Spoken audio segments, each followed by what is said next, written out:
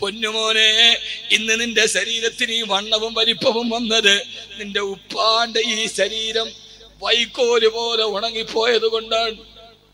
ഉപ്പാടെ ശരീരം വൈക്കോല് പോലെ ഉണങ്ങിയത് നിന്റെ ശരീരത്തിന് മാംസമായി വന്നതാണ്. നിന്റെ ഉപ്പ കരയില്ല, നിലവിളിക്കില്ല. ഉമ്മ ഓടി വന്ന് പൊട്ടിക്കരയും. കാലെന്ന് പോയി കല്ലിൽ തട്ടിയാല് ഉമ്മ ഓടി വന്ന് പൊന്നുമോനെ എന്ന് പറഞ്ഞു വാരിയെടുത്ത് മുത്തം തരും. പക്ഷെ അപ്പോഴും ഉപ്പ ഓടി വരില്ല, അവിടെ ഇരുന്ന് കാണും. എന്നിട്ട് ആരും കാണാതെ കണ്ണുനീരിനെ തുടച്ചു നാട്ടുന്ന ഉപ്പ കരയില്ല മോനെ. ഉപ്പ സങ്കടങ്ങൾ ഉള്ളിൽ ഒതുക്കലേ ഉള്ളൂ. ഉമ്മ കരഞ്ഞ് നിലവിളിക്കും. അവസാനം എന്റെ പൊന്നുമോൻ എന്തെങ്കിലും പറ്റിയെന്ന് പറഞ്ഞാൽ നേരെ പള്ളിയിൽ പോയി നിസ്കാരപ്പായിൽ ആരും കാണാതെ കരയുന്ന ഉപ്പ ഒരു കരുതലാണ്. ഉപ്പ വീട്ടിലുണ്ടെങ്കിൽ എല്ലും തോലും മെലിഞ്ഞ വൃദ്ധനാകട്ടെ, ഉപ്പ വീട്ടിലുണ്ടെങ്കിൽ വീടിന് വാതിലില്ലെങ്കിൽ കിടന്നുറങ്ങാൻ ധൈര്യമുണ്ട്. ഉപ്പ വീട്ടിലില്ലെങ്കിൽ വാതിലിന് എത്ര വലിയ പൂട്ടും താഴും വെച്ചാലും കിടന്നുറങ്ങിയാൽ ഉറക്കം വരില്ല. ഉപ്പയാണ് ലോകത്തിലെ ഏറ്റവും വലിയ സെക്യൂരിറ്റി ഗാർഡ്. ലോകത്തിലെ ഏറ്റവും വലിയ സെക്യൂരിറ്റി ഉപ്പയാണ്. ഉപ്പ വീട്ടിലുണ്ടെങ്കിൽ ഉമ്മായി മക്കൾ സുഖമായിട്ട് ഉറങ്ങും. ഉപ്പ ഇല്ലേ, വാതിലിന് എത്ര പൂട്ടുണ്ടെങ്കിലും ഉറങ്ങൂല കുട്ടിയെ. അതുകൊണ്ട് ഉപ്പയെ ദ്രോഹിക്കരുത്. നിന്റെ ജീവിതം, നിന്റെ വീട് താറുമാറാവും. അള്ളാഹു കാത്തുരക്ഷിക്കട്ടെ. അള്ളാഹു നമ്മുടെ മാതാപിതാക്കൾക്ക് ആരോഗ്യത്തോടെ ദീർഘായുസ്സ് കൊടുക്കും. അള്ളാഹു നമ്മുടെ മാതാപിതാക്കൾക്ക് ആരോഗ്യത്തോടെ ദീർഘായുസ്സ് നൽകട്ടെ. ഞാൻ അവസാനിപ്പിക്കുകയാണ്.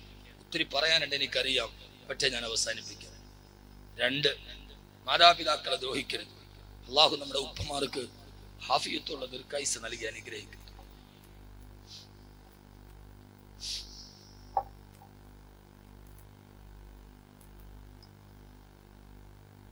3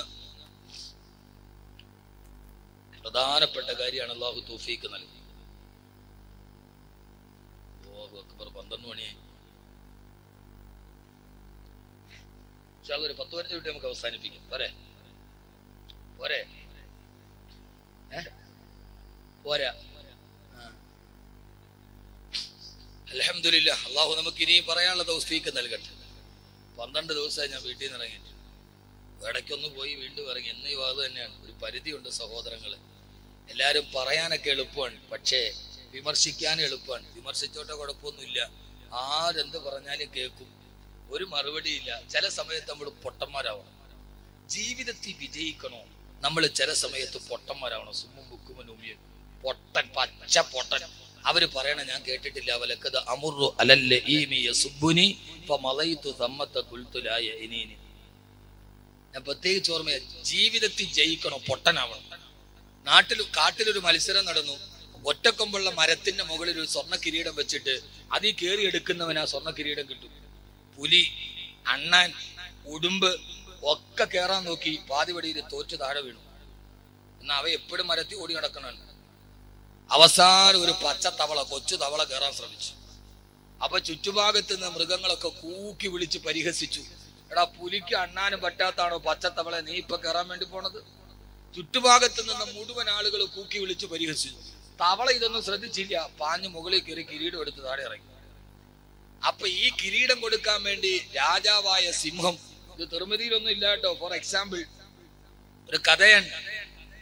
അങ്ങനെ സമ്മാനം കൊടുക്കാൻ വേണ്ടി സിംഹം കൊടുത്തപ്പോ ഈ തവളയോട് സിംഹം ചോദിച്ചു, മോനെ, ചുറ്റുഭാഗത്ത് നിന്ന് ഇത്രേ ആളുകൾ കൂക്കി വിളിച്ചിട്ടും അതൊന്നും ശ്രദ്ധിക്കാതെ നീ അങ്ങനെ മുകളിൽ കയറി വിജയിച്ചു. അപ്പോൾ ഈ പാവം തവള ഒന്നും വേണ്ടിയില്ല, മുഖത്തോട്ട് ഇങ്ങനെ നോക്കി നിന്നു. അപ്പൊ ഈ തവളയുടെ അമ്മ അപ്പുറത്തൊന്ന് വിളിച്ചു പറഞ്ഞു, രാജാവേ, അവനോടൊന്നും ചോദിക്കണ്ട, അവൻ പൊട്ടനാണ്. രാജാവേ, അവനോടൊന്നും ചോദിക്കണ്ട, അവൻ പൊട്ടനാണ്, അവന് ചെവി കേൾക്കൂല. അവന് ചെവി കേൾക്കാത്തോണ്ട് ചുറ്റുഭാഗത്ത് നിന്ന് പരിഹസിച്ച ആളുകളുടെ പരിഹാസം അവൻ കേൾക്കാത്തത് കൊണ്ടാണ് അവൻ ഇതൊന്നും ശ്രദ്ധിക്കാതെ മുകളിൽ കയറിയത്. എങ്ങാനും കേട്ടിരുന്ന അവൻ മാനസികമായിട്ട് തളർന്നിട്ട് താഴെ ഇറങ്ങിയേനെ. അതുകൊണ്ട് ചില സമയത്ത് പൊട്ടനാവണം, പച്ചപ്പൊട്ടൻ. ഞാൻ ചില സമയത്ത് പച്ചപ്പൊട്ടനായിട്ട് അങ്ങ് അഭിനയിക്കും. തെറി പറഞ്ഞവനോടും ഇല്ല, ഒന്നുമില്ല, എന്നാലേ നമ്മൾ മേപ്പോട്ട് കയറും. ചില സമയത്ത് എല്ലാത്തിനും മറുപടി പറഞ്ഞാൽ ജയിക്കൂല. ചില സമയത്ത് മിണ്ടാതിരുന്നാലേ അള്ളാഹു നമ്മളെ മുകളിലെത്തിക്കൂ. അള്ളാഹു തൗഫീഖ് നൽകട്ടെ. അപ്പൊ മിണ്ടാതിരിക്കുന്നത് മറുപടി ഇല്ലാഞ്ഞിട്ടല്ല, പിന്നെയോ അത് വിവേകത്തിന്റെ അടയാളമാണ്.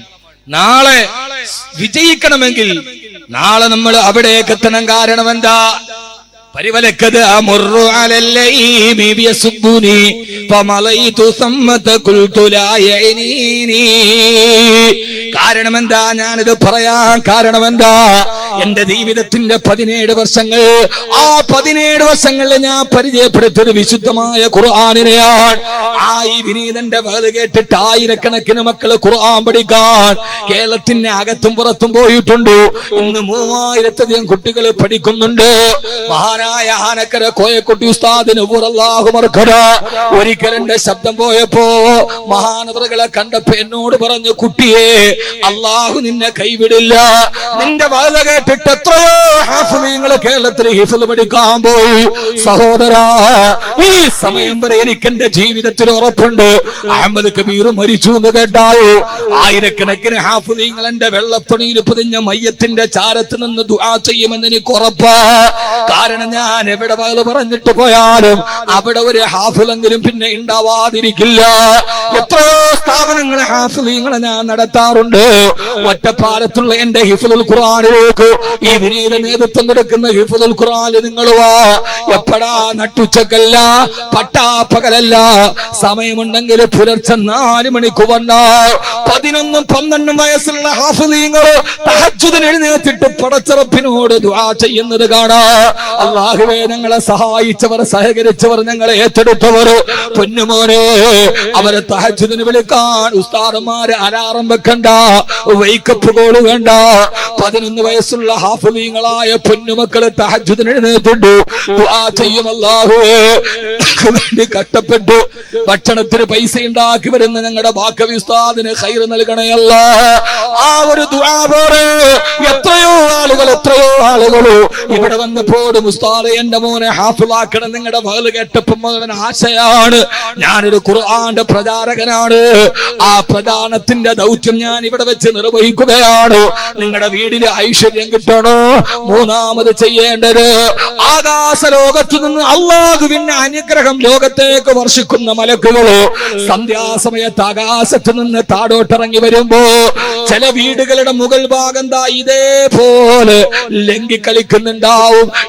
ഈ മക്കാമ് പരിസരത്ത് ഈ വർണ്ണ ബൾബുകളെ കത്തിക്കളിക്കുന്നത് പോലെ ആകാശ ലോകത്ത് നിന്നൊരു വീട്ടിലേക്കുള്ള അനുഗ്രഹവുമായി വരുന്ന മാലാകമാർ ആകാശത്ത് നിന്ന് ഭൂമിയിലേക്ക് പോക്കുമ്പോ ചില വീടുകൾ ഈ വർണ്ണ ബൾബുകൾ കത്തിക്കളിക്കുന്നത് പോലെ തിളങ്ങുന്നുണ്ടാവും. അതാരുടെ വീടെന്നറിയോ? ഞാൻ പറയുന്നു, ആയിരക്കണക്കിന് തൂണുകളല്ല വേണ്ടത്. ഈ വീട്ടിന്റെ ഉള്ളിലെ അനുഗ്രഹത്തിന്റെ ഈ കവാടം തുറക്കണം. ഒന്നാമതാരെന്നറിയോ? ബൈത്തുൽ ആലിമി, ഒരാലിമിന്റെ വീട്. ആ വീട്ടിൽ ഒരു ആലിമുണ്ട്, ഖുർആൻ പഠിച്ച ഹദീസ് പഠിച്ച ആലിമുണ്ട്. ഇദാ അമില ബിഹി